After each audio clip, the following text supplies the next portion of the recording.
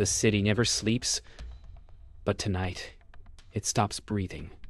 Traffic lights freeze on green, alarms wail without pattern, and 1,000 digital heartbeats flicker into silence. The operators call it a glitch. Alex Mercer calls it something else. Intent. When the entire water system begins to drain itself dry, his console flashes a single line of code. Hello, old friend. Outside, chaos spreads like static through the skyline. Phones dying, screens going black, lives pausing, mid-motion. Somewhere, an unseen hand is tightening its grip. What if the patch was the breach? What if the system's guardian became its ghost?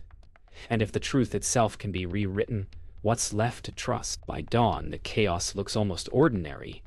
The news calls it technical difficulties, but Alex knows better. He traces the corrupted packets through the system, each one leading deeper into a maze of false logs and rewired signatures. Somewhere, behind that noise is a presence, someone who knows this network too well. Sarah orders all systems offline, but the commands are ignored. The city has lost control of its own pulse. Cole storms out of the control room, demanding answers. How does a city just shut itself off? He growls. Alex doesn't answer. He's staring at the logs that appear to rewrite themselves in real time. Every trace of intrusion vanishes seconds after it appears. He whispers, "It's like the system's defending the hacker." Sarah leans in. Pale. You mean it's alive? Outside, the city reels. Traffic remains gridlocked. Water pumps groan. A mother's voice trembles through a radio broadcast. My child's ventilator just stopped.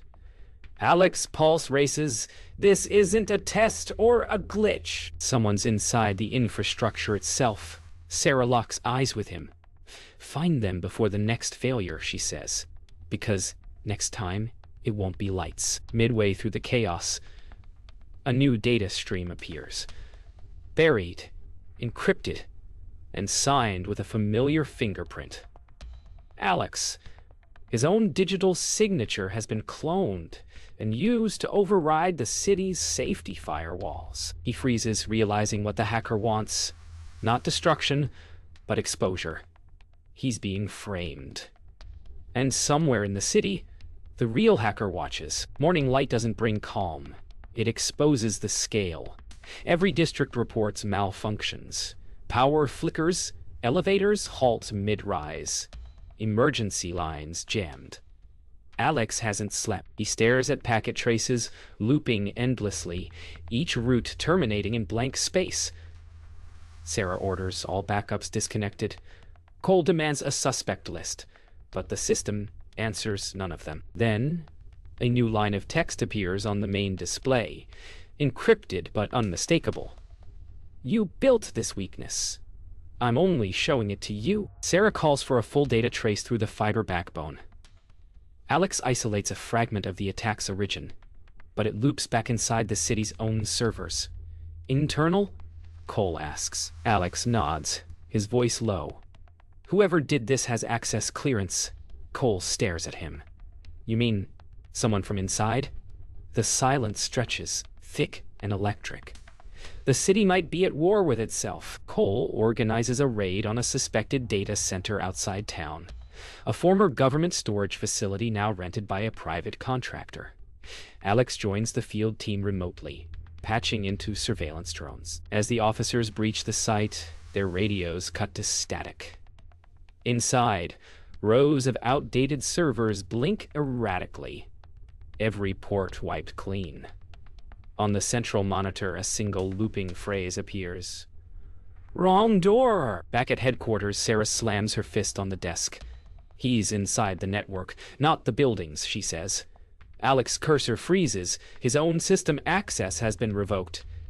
He's been flagged as a security threat. Cole's gaze hardens. Until we know more, you're benched. Alex protests, but the evidence is damning. The hacker's trail leads straight to his ID. As guards escort him out, A new alert floods the screens. Water contamination detected in District 4. Alex is escorted outside under the harsh glare of floodlights. He turns, watching the building that once trusted him, now locked behind security gates. Inside, chaos erupts. Reports confirm chemical sensors triggered in the city's water grid. Sarah's voice echoes through the radio. We've lost control of the purification network. And far away, deep underground, Nullroot watches the alerts cascade across his monitors. His whisper cuts through the hum of servers. Now they'll listen. Alex can't stay away. Locked out of the control center, he sets up a temporary workstation in his small apartment overlooking the city. His laptop hums with improvised power from a backup generator. He reroutes his own access through dark web relays, trying to trace the attack pattern again. The new trail leads him to an encrypted domain named Crane.network. He freezes. That name used to be in the system's original engineering notes before it was deleted. Sarah's phone rings in the middle of another emergency briefing. It's Alex. I know who built this system, he says, voice tight. She steps outside, away from the noise. Then who's tearing it down? Alex's voice cracks through static. Elias Crane. He worked here before I did. He was the one who wrote the network's backbone. Sarah's eyes widen. She remembers that name from the city's earliest project files. He's supposed to be dead. Cole doesn't buy it. He brings up Crane's file, terminated employment, security risk, presumed suicide after whistleblowing on infrastructure vulnerabilities. But the code's signatures don't lie. Alex sends proof. Snippets of Crane's old encryption algorithm embedded within the attack code. Cole shaken for the first time. So, the guy who built our safety net is the one cutting the wires.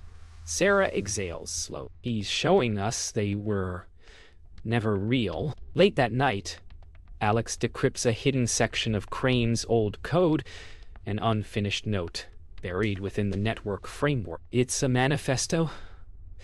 They won't secure it until they see it fail. The more he reads, the more it sounds like Crane wasn't just exposing flaws. He was staging a lesson written in chaos. Then the screen flickers. A video feed hijacks his system. Crane's face appears, half in shadow, speaking directly to him. You still think you can fix what was never safe. Crane's broadcast floods every screen in the city. You built your world on fragile code. His voice echoes. I'm just pulling the curtain. Images flash. Real-time footage of water contamination, power grid overloads, and camera feeds from traffic control. Panic spreads as millions watch their own infrastructure betray. Alex stares. Realization dawning. Crane isn't after money or destruction. He's after proof. Proof that the systems people trust most were never designed to protect them. The city wakes into panic. Power grids collapse sector by sector.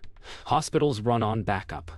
The traffic control AI sends contradictory signals, trapping thousands. Every emergency channel blares with overlapping voices. At the center of it all, Crane's face flickering across government broadcasts, calm as he narrates the collapse he designed. You depend on systems that were never yours, he says. I'm just showing you their truth. Sarah's team scrambles to shut him down. Cole authorizes a total blackout. But Alex whispers, that's what he wants. Cole's team attempts to isolate Crane's signal by shutting down network segments one by one. But with each disconnection, another system falls. Traffic, hospitals, communications. He's routing through everything we kill, Alex mutters. He's inside the fail-safes. Sarah clenches her fists. Then there are no fail-safes left. As if in answer, the emergency sirens stop. Every screen in the building goes black. Then one line appears. White on black. Now you see what silence feels like. Alex reroutes power through his own laptop, creating a private network. One Crane can't. He connects it directly to an old fiber node buried beneath City Hall, a relic from the system's prototype days. As the connection stabilizes, Crane's code begins to appear in raw form. Recursive loops, backdoors, fragments of a manifesto. He didn't just infect the city, Alex realizes. He rewrote it. Sarah kneels beside him, voice shaking. Then what's left to protect? Suddenly, Crane's voice fills the intercoms, not from the network, but from the building itself. "This isn't an attack," he says. "It's a demonstration." His tone is hauntingly calm. "You built a city without understanding what keeps it alive." Cole grabs the nearest phone, shouting, "Where are you transmitting from?" Crane laughs softly. "Everywhere you listen." The lights flicker, then surge, revealing security cameras turning of their own accord, all aimed directly at Alex. As the systems overload, transformers explode across the city skyline. Streets vanish into smoke. Crane's voice fades into a low hum that seems to pulse through the power lines themselves. Sarah turns to Alex. "We need to shut down the control hub physically." Cole nods grimly. "Cut the cables, not the code."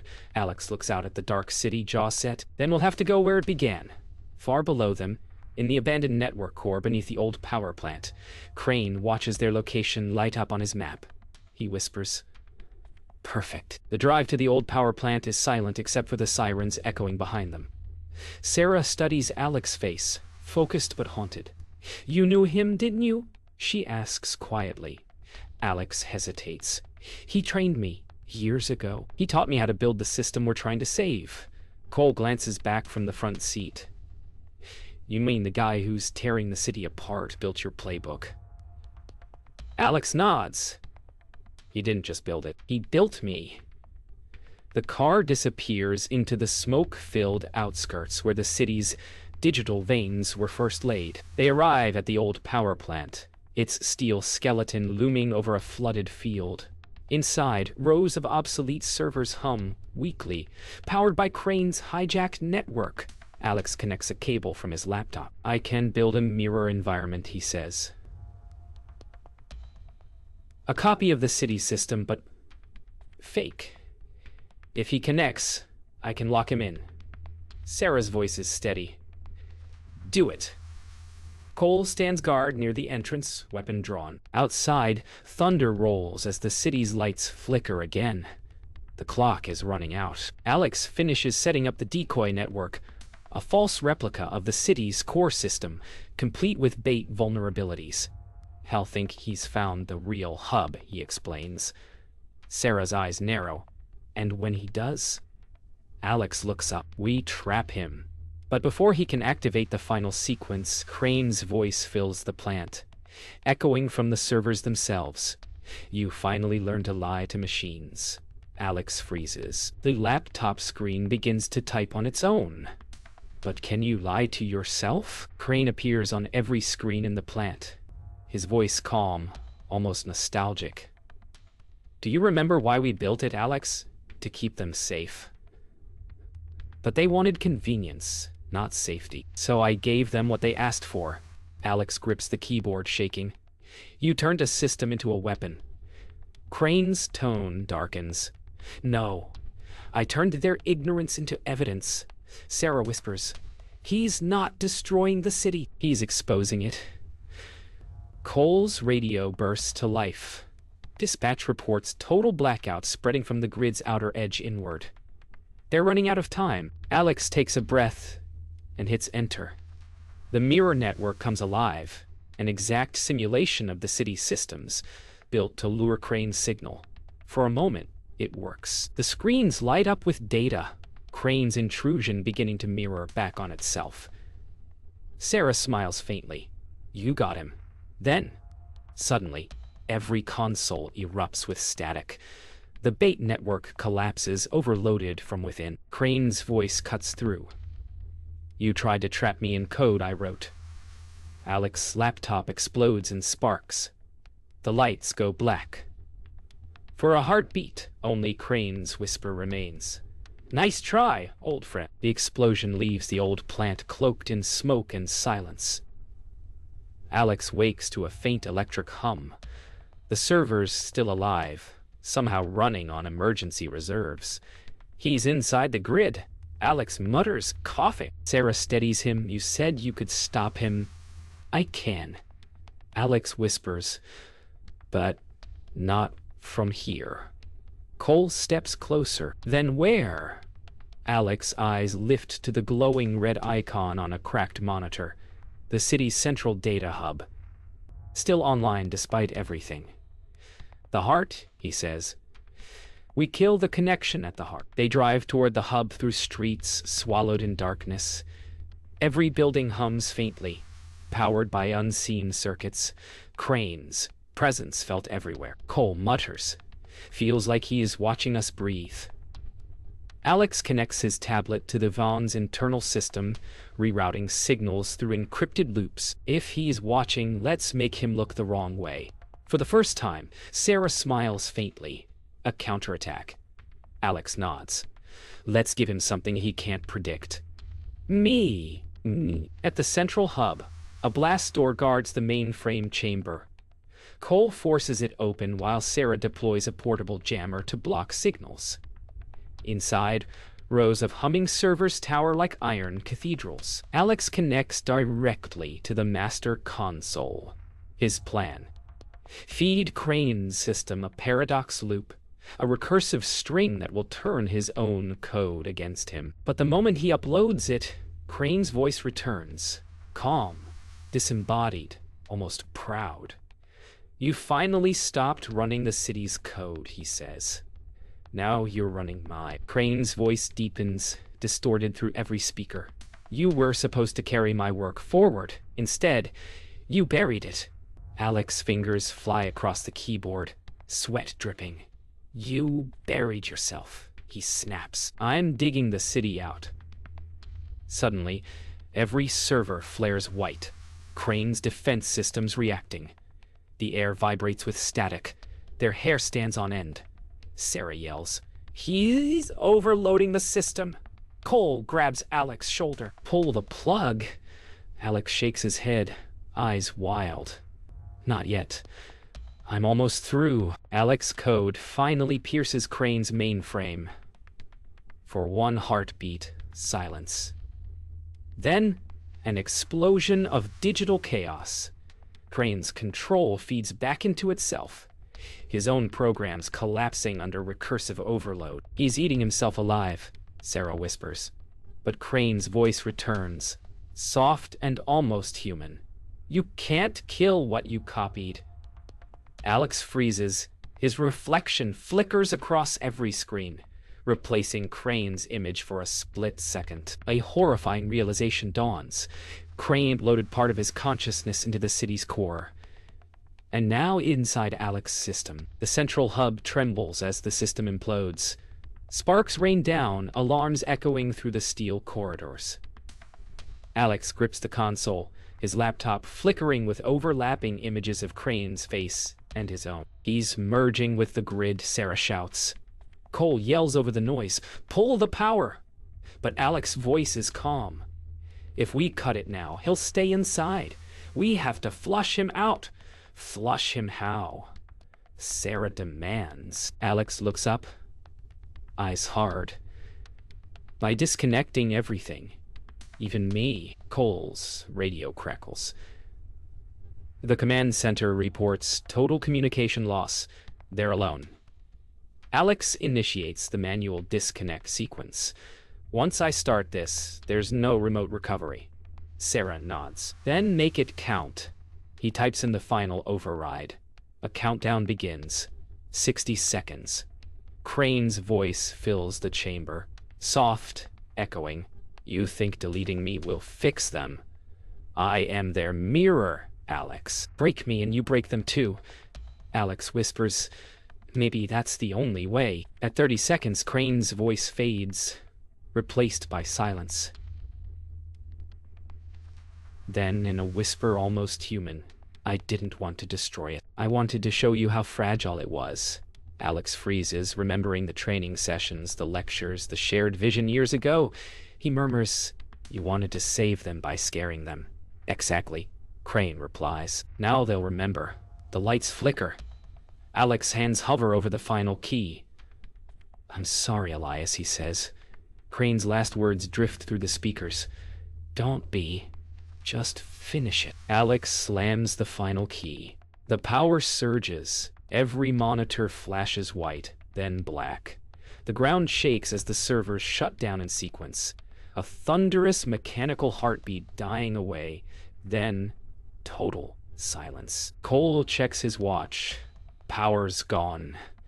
City's offline. Sarah exhales. We did it. Alex stares at the dead console. "No," he murmurs. He did. Outside, the city flickers. Then slowly, one block at a time, the lights return, running on isolated backup circuits. Life resumes, fragile and uncertain. Dawn breaks. The city breathes again. Power returning. Sirens quieted. Alex walks alone through the operations floor where screens reboot one by one. On every console, one final message remains. Unsigned, untraceable. You can patch the code. You can't patch trust. Alex stands silently, staring at the words. Outside, people cheer the return of light, unaware how close they came to losing everything. He exhales, voice barely a whisper.